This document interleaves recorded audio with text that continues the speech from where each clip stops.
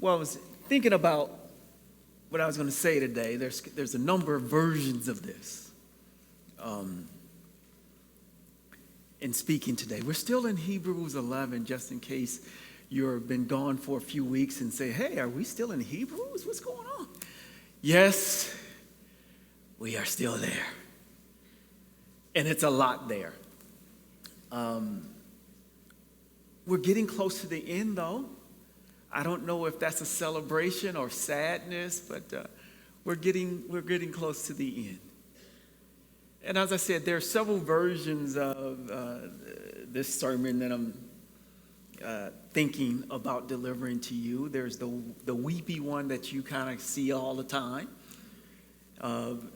because there's some touching moments. And then there's the Pentecostal pastor version. I haven't used that one in a while. It's usually when I go down south, the room is full of black folks, and he comes out. And then there's something in between. And so I am as excited about what's going to happen as you are, because I do not know. And at the same time, I want to open up even right now that if throughout the sermon you have the motivation or the call to say, hey, I just want to sit at the altar for a moment, go ahead and do that. Go ahead and do it. It won't disturb me at all. In fact, it will give me insight on what God is calling to share, right? By how you are receiving what we're saying. Because each and every one of the ministers that come up here and speak, they only want to speak based on how it feeds you. That's the only reason we do this. Because without feeding you, there's no reason to speak. No reason. And so I hope what we share today feeds your soul, right? I also want to invite you that, if you come in on the middle of this series of sermons, that you take advantage of listening to us online. And if you are interested in some of the other topics that we have done, we have a podcast. Go ahead and listen to that. And even after service in the great room, we discuss about what we've heard. Take advantage of all these different things that we do to understand what you've heard and what you think about God, and let's test it with one another. Come and let us reason together. Amen? So, where are we? Hebrews 11:32. And like I said, I use in this the Berean Study Bible version of this, right? It's kind of is a study Bible. Use a little bit simpler language. And it says this, and what more shall I say? Time would not allow me to tell of Gideon, Barak, Samson, Jephthah, David, and Samuel, and the prophets. Right? That's all it is. And we on this journey for months have been talking about all the different ways that faith has been experienced and seen throughout history, through all these different people, so that we can understand how God moves. All these different ways and experiences of life that God shows up. Some call this whole text, this chapter, heroes of faith, and that. I can understand that. But I tend to look at it as this is an example of the faithfulness of God. And the only reason I make the differentiation between the two is it puts less emphasis on how good I need to be and acknowledge just how good God is. Right? This is all about the acknowledgement God has, is, and will be good. Right? So that's the reason I differentiate between the two. And so that's all of chapter 11, and we get to this chapter, this verse of 32, and the author is getting a little bit tired, and he starts clumping people together, and we get to this point of clumping together, and we get to our friend Samuel, the priest, the judge, the prophet, Samuel. And start thinking about, well, what is his life? The interesting part about ending with Samuel is this. In a couple of weeks, or in the next few weeks, we're going to talk about all the different sufferings you go through when you're in a faith moment, right? I know you all have been waiting on that part. When I have faith about something, what is the pain that I go through? Oh, that's coming. That's coming. Now, what is the suffering? What is the emotional turmoil that I go through? It's coming. So, but what makes Samuel interesting to me and almost not right, Samuel experiences none of the negatives. So if you're going to put somebody in the hall of faith and a hero of faith, where you have all these great things and suffer none, oh, I'll take one of those. I'll take two. So if you're the kind of person and you look at your life and you want to say, well, wait a minute, how do I align? Maybe Samuel is not your guy, right? Maybe he's not your guy.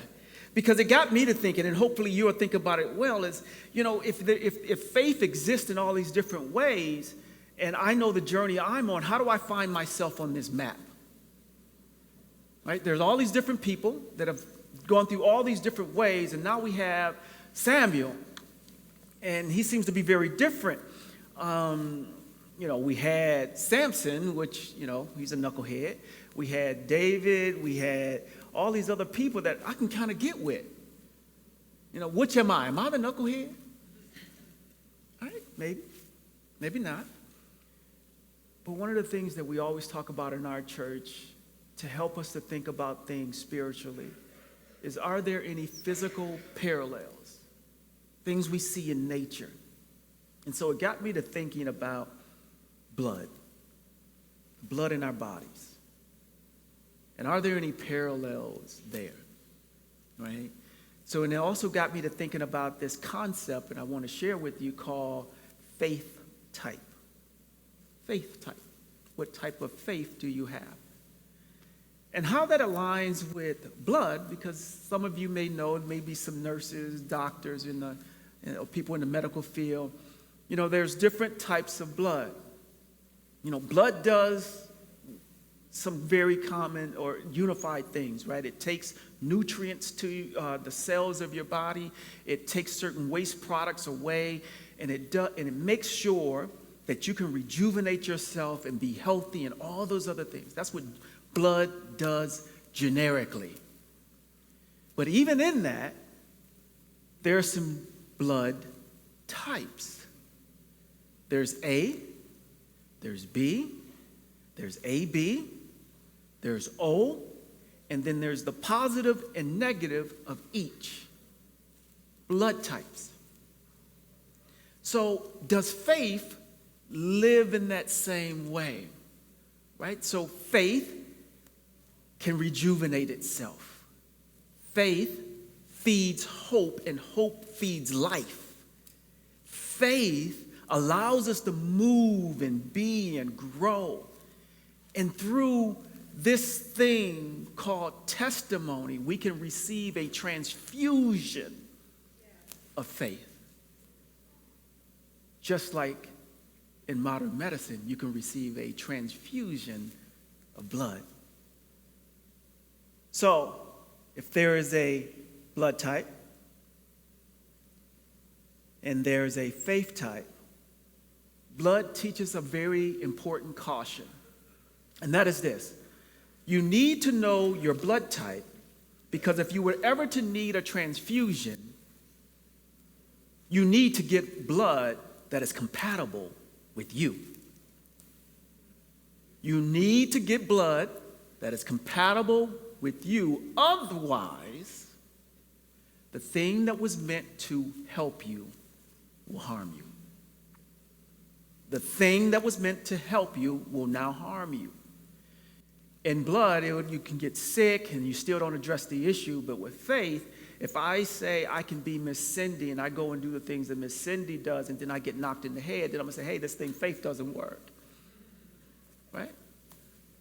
Or either if I say, hey, I'm going to do a name it and claim it, for some people that works. But then if I go out and build up a whole bunch of debt and then say I'm going to name it and claim it, and it doesn't work, and they come and take all my stuff, right? Do I have the right faith type to go along with my life? Do I have the right perspective?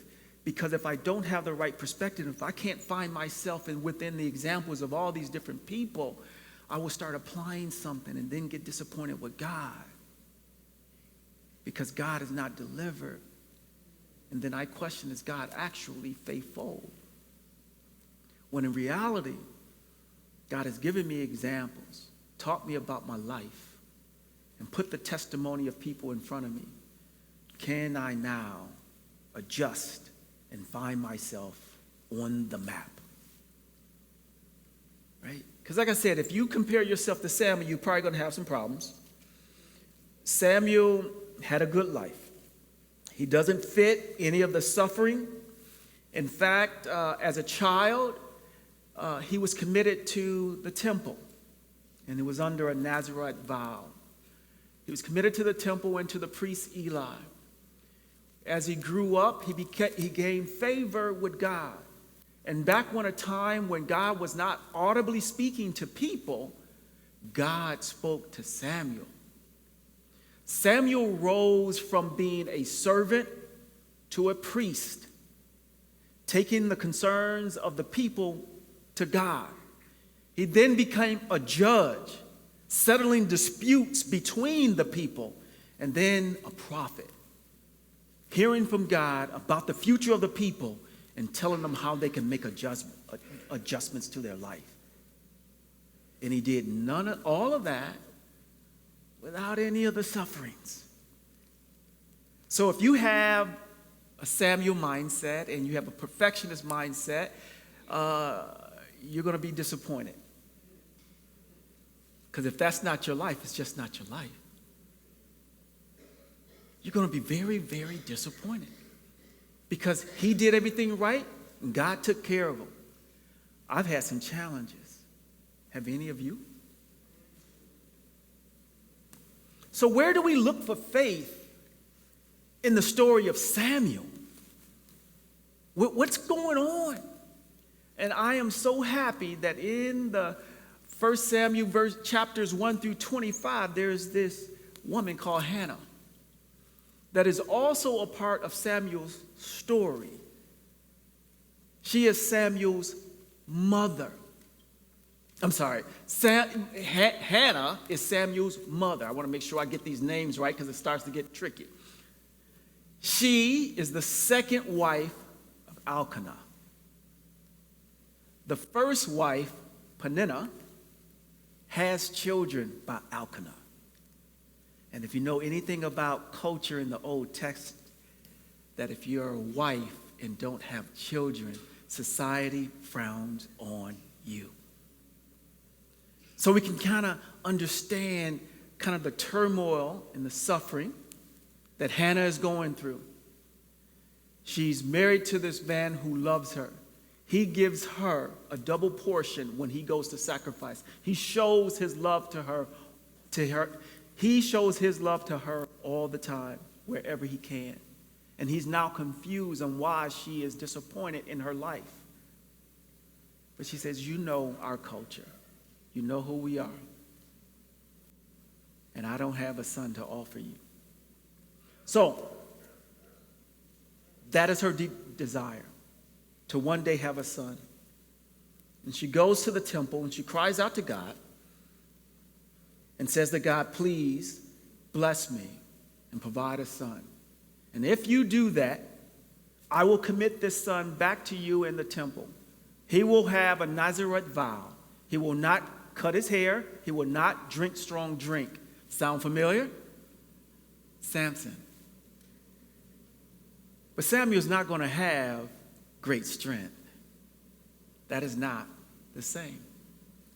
But Hannah says, if you do this, God, I will commit him back to you, and he will have a Nazareth vow for the rest of his life, and he will be a part of the temple for all of his life. And God hears her. Because I think about Hannah, and at times her faith is also confusing and difficult to grasp. Because to be a mother and to have a son was her deep, deep, deep desire. And she says, if you bless me, God, with this son, I will turn this son loose. I will turn him back. So I'm willing to embrace this desire. I'm willing to suffer for this desire. But God, I'm also willing to turn this desire loose. So what is Hannah's real prayer if all she's going to do is get this thing and to give it away?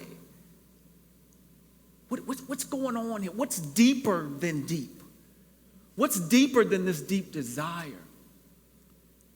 And so Hannah prays this one thing that I think captures it all.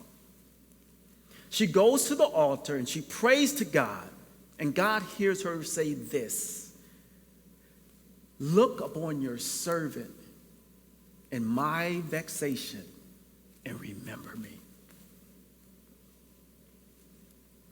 I will do all of this if you just do one thing for me. Remember me. I want to know that you're real. I want to know that you care. I want to know if all of this is worth it. But you have to show me that you remembered me. I can give away the riches. I can give away my status in society in exchange for one thing. Remember me. Anybody ever been alone?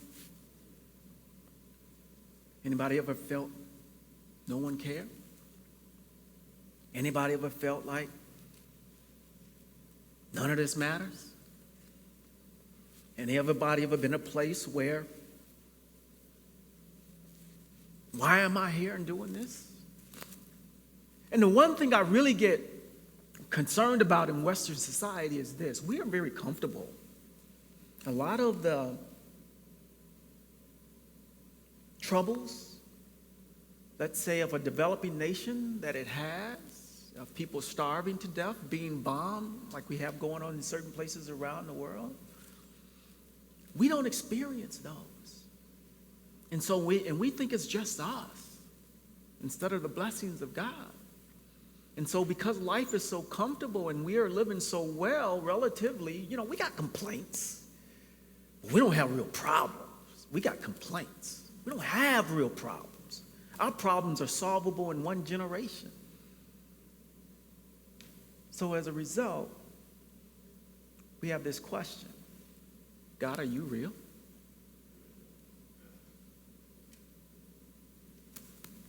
God, what's going on? Or is this just all my own creation? And if it's all my own creation, why should I suffer for anyone else? Why should I be benevolent to others? These are different questions. And this is for you all, right? I look around and I understand that nobody's life is perfect. But will you be honest with yourself? Your life's pretty good. Your life's pretty good.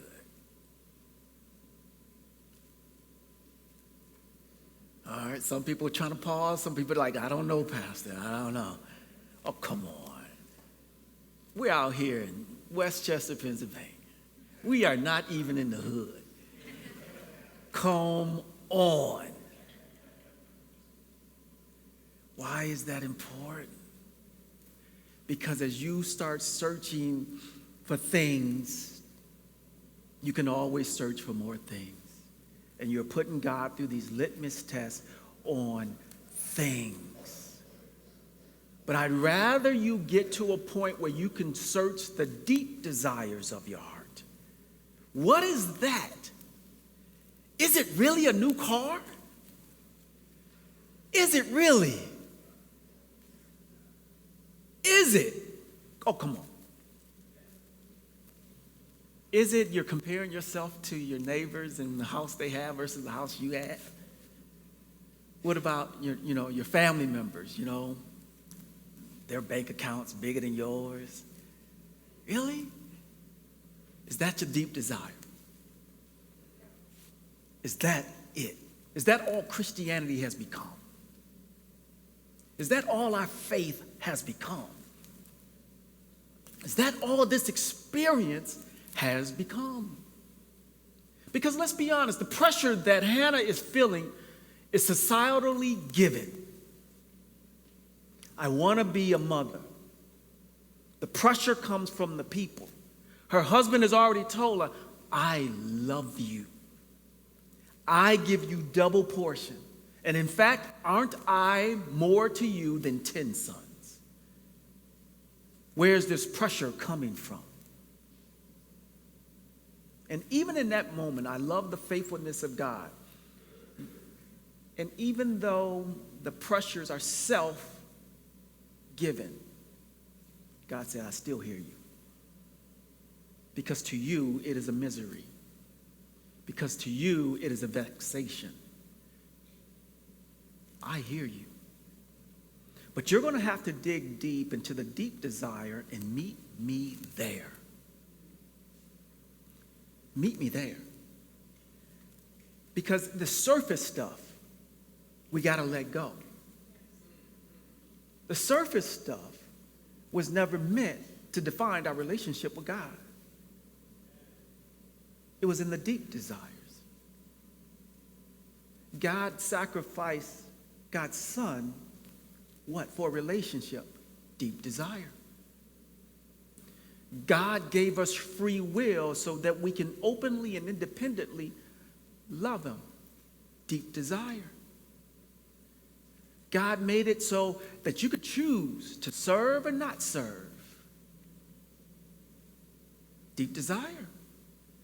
Relationship was God's deep desire by something that can either choose or not choose to love God.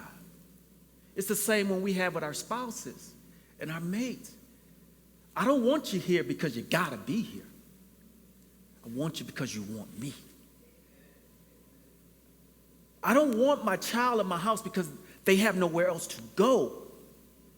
I want them there because they want me.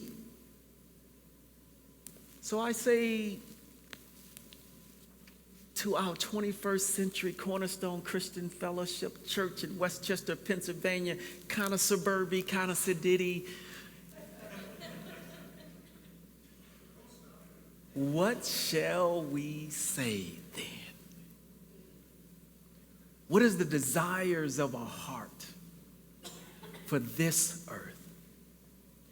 Right? So we're going to, I know, everybody starts with faith for themselves. Me. I want to be healthy. I want my family healthy. I want my family to do well, blah, blah, blah, blah, blah. But eventually you got to get beyond that. You got to get beyond that. Hannah gave up her son that then changed the whole relationship between God and Israel. Samuel opens up the window where now they will be ruled by a king.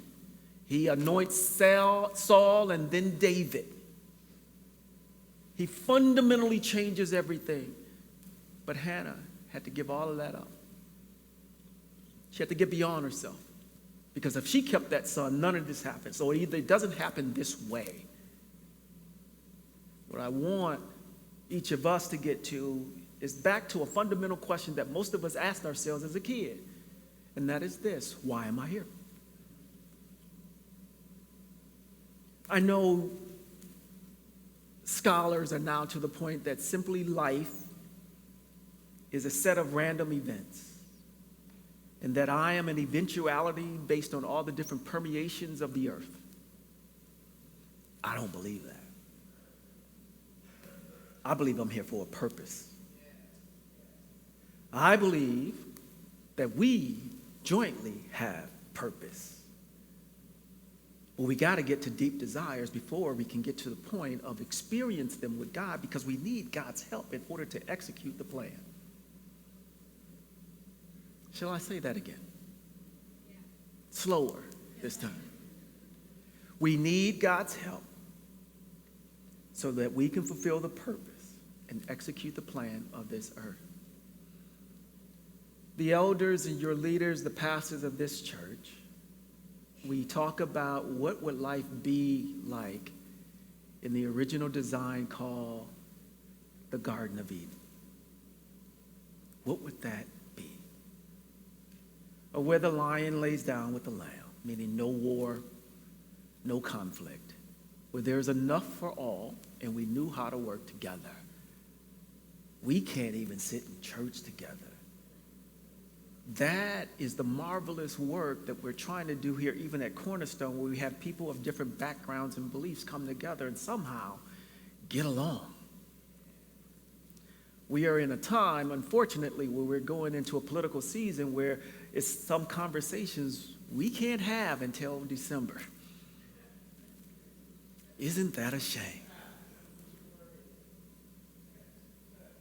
What is our deep desire? Stuff, power, or God's plan? I'll leave you with this. I don't want to talk long, because I hope you've captured one thing, that just like blood, faith has a type. And it doesn't take much. Right? So for a baby, newborn, all you need is about a cup. When they're born, they have about a cup's worth of blood. You know, you put on a little weight, you grow up, and you get about 1.5 gallons. That's all you need. And at that, you can live a healthy life, nourishing you, doing all the things that's necessary for your body. All you need is 1.5 gallons. You don't need much. For faith, and all the things that you want to accomplish in life, all you need is a little bit, the size of a mustard seed. That's all we need. To create Eden? This is all we need? Oh, come on, church. What are we doing? This is all we need. So where are we? I wish that we could get beyond the surface and we could get like Samuel, which when God spoke to them, said, "Speak, Lord, your servant is listening."